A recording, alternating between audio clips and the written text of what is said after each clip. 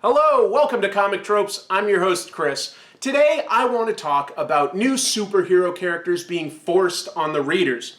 This is something I've come across a lot in social media lately. A lot of people are saying things like, especially Marvel, is forcing diversity and it's all part of some SJW agenda. And personally, I don't see it. Because Marvel and DC have been forcing new characters on us forever. It's just part of what they do. They are in the business of trying to get new readers. They will chase trends sometimes. If they think something is popular, they're going to go for it. That's the only thing they're trying to do, in my opinion. That's probably not going to earn me too much love from a certain sector out there, so there. Bulletproof vest, actual bulletproof vest. We're ready to continue. I remember in the 1970s, Jon Stewart took over as Green Lantern. And in the 80s, Rhodey became Iron Man for quite a while. And sometimes some of our favorite characters would just disappear for a while because they'd cancel a title like, say, Doctor Strange. And then we'd also have to deal with the opposite, where sometimes a character would initially be popular like Ghost Rider, and then all of a sudden Marvel's trying to cram stuff like US-1 and Team America down our throats. Team America. You know what, that's one for a stay tuned. We're going to have to address that one someday. Not today.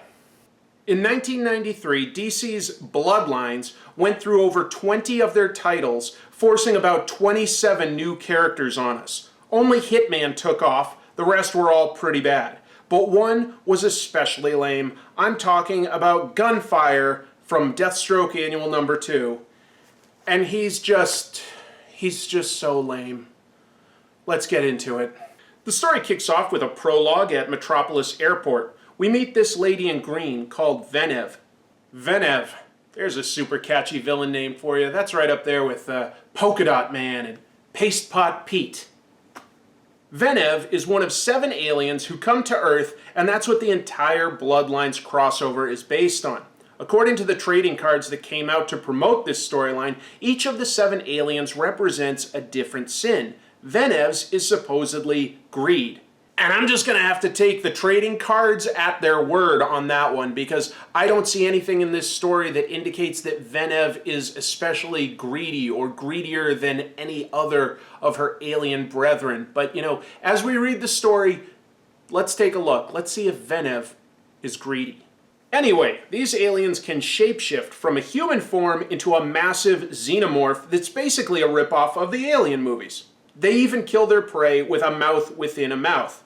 Venom kills a baggage handler and is then knocked out and trapped in an airplane's luggage compartment by a second baggage handler that just throws a suitcase in without looking. Let's take a look at this guy. He calls for his coworker, and when he doesn't hear an immediate answer, he says, "The joke's on you then," and seals the hatch. Now, if this kind of behavior, just throwing luggage and being totally lax with safety procedures, if that seems cliche, keep in mind that this was 1993, and we're really lucky that we don't just get 5 pages of Venom complaining about how small the packages of peanuts that she gets are. Now we cut to Naples, Italy, where the protagonist of this story, Deathstroke, is hunting down information.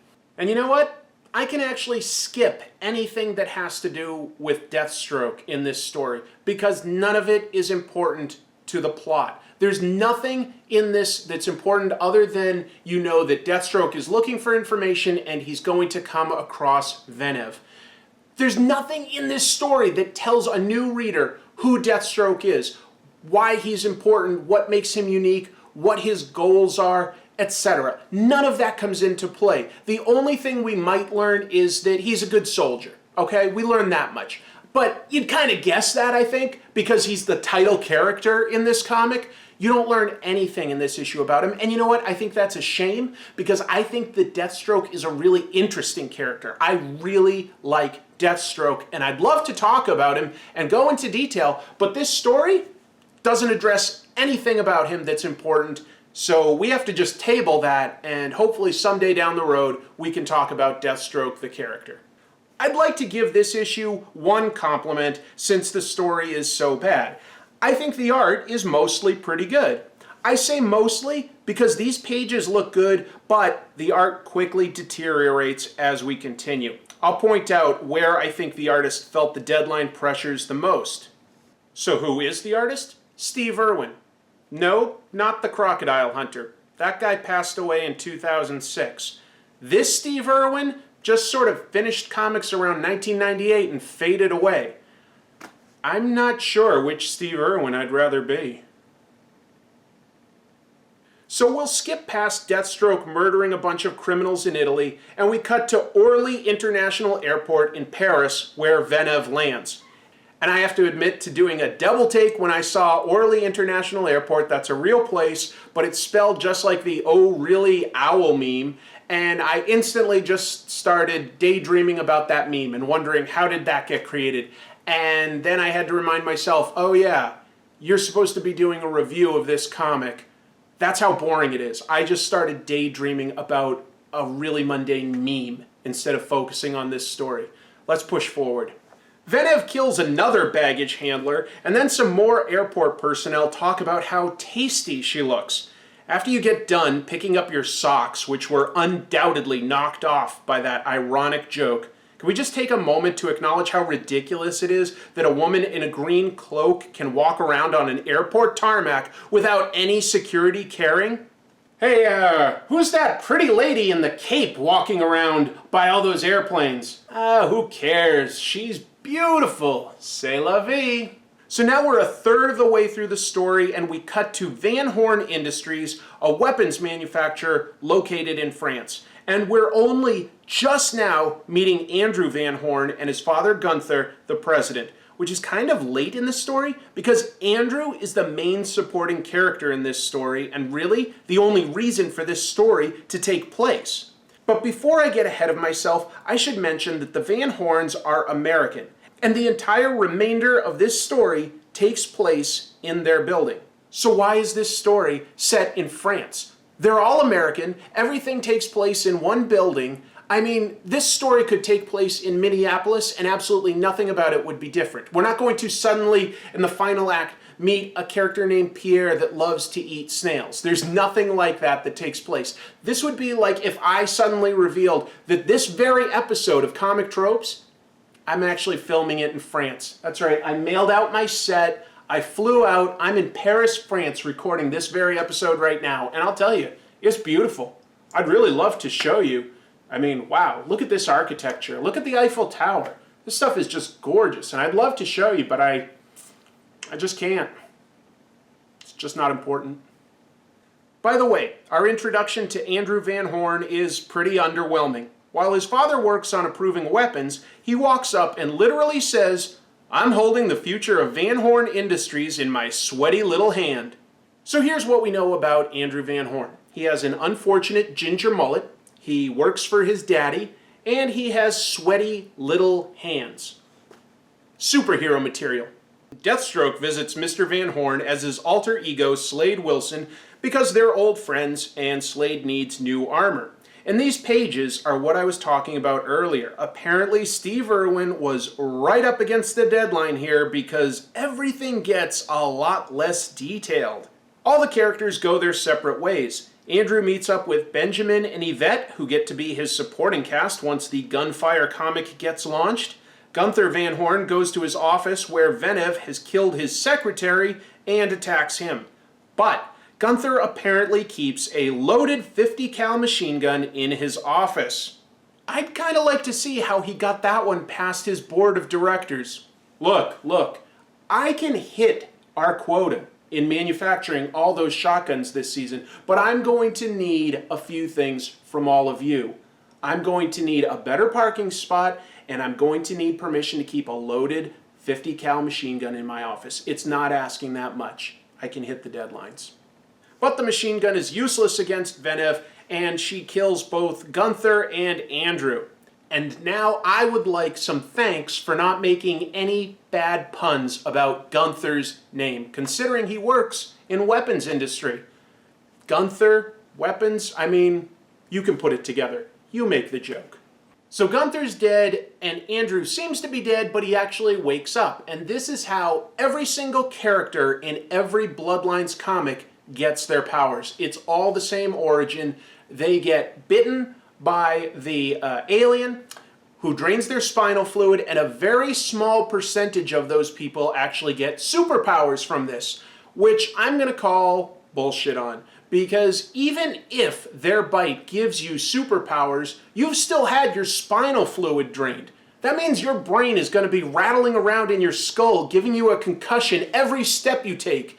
I don't care what superpowers you have, all these people should be in hospitals. Andrew meets up with his friends and they hear their internal security announce an intruder. Andrew assumes this is who killed his father and decides to arm himself and get revenge. And he looks ridiculous. I can deal with some of the body armor, but even Andrew himself mentions he can barely move. It's too much. The helmet is questionable, but what is up with those thigh-high boots? I can only assume that Van Horn Industries was looking to diversify.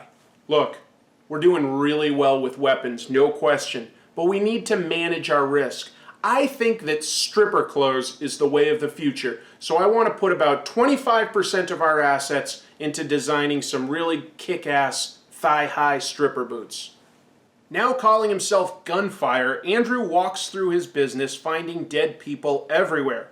He comes up behind Deathstroke, who I guess never left, and he must be walking around trying to figure out what's going on. Gunfire jumps to the conclusion that Deathstroke must have murdered his father, and he bravely shoots him in the back. This new superhero, with his sweaty little hands, his first action is to shoot the title character in the back. What a great introduction to a new character. So cool. Of course, Deathstroke takes this in stride and he and Gunfire have a fight. Now, Deathstroke is usually portrayed as being able to take on the Titans or the Justice League single-handedly, but somehow he can't quite get the upper hand on Gunfire. Why? Because Gunfire is suddenly able to shoot his knife. You heard that right. He shoots his knife. It's his new power, but he doesn't understand it, and Deathstroke finally gets bored and beats him up, unmasking himself to prove that he is Slade Wilson, friend of his late father. Gunfire isn't even the one to figure out his own powers. Deathstroke figures it all out for him, stating that he has a theory. Somehow you've gained the power to agitate the molecules of any solid object, and if that object has any sort of focus point, you can actually fire those molecules in concentrated bursts that seem like bullets. The downside, however, is that these objects quickly lose their molecular adhesion as their molecules are fired off, so they quickly disintegrate in your hands. That is a pretty detailed theory, Deathstroke. Venom then attacks the duo, who team up, and Gunfire uses his new power to form a crack in her armor that Slade attacks. It causes Venom to run away. She brings the ceiling down, preventing Gunfire and Deathstroke from following, and the story is over. It just ends very abruptly. And every single superhero annual in 1993 by DC Comics followed this exact template. It was all the same story. An alien kills a bunch of people, one person wakes up with superpowers, they have an initial fight with the superhero whose book they're in, and then the two team up to make the alien go away. And then in the final issue, all 7 aliens get together and kill themselves to bring forth a new, more powerful alien that only the cool new guys can kill. That's right, it's not Superman or Batman that can take out this new threat. It's the new guys like Gunfire. So when people complain that they don't like that there's a second Captain America or a second Spider-Man, characters like that, all I can think of is how DC Comics once tried to convince us that there were 27 new superheroes that were all super cool, way better than Batman and Superman. They were just so tough. And they all failed, except for one. Hitman came out of Bloodlines, and Garth Ennis and John McCree did that for what, 5 or 6 years together? So that was one fun title out of like 27 tries. Gunfire lasted about a year. And here's what's extra sad about Gunfire, all right? He was created and written by Len Wein. And I've done a previous episode talking about all the good that Len did. I mean, he co-created Swamp Thing and Wolverine. He set the direction of X-Men. You know, he just totally re-envisioned it. So he gave us a lot. But then he also created Gunfire. So, I don't know, Len. I don't know. All right, thank you very much for watching. I'll see you next week, and until then, keep reading comics.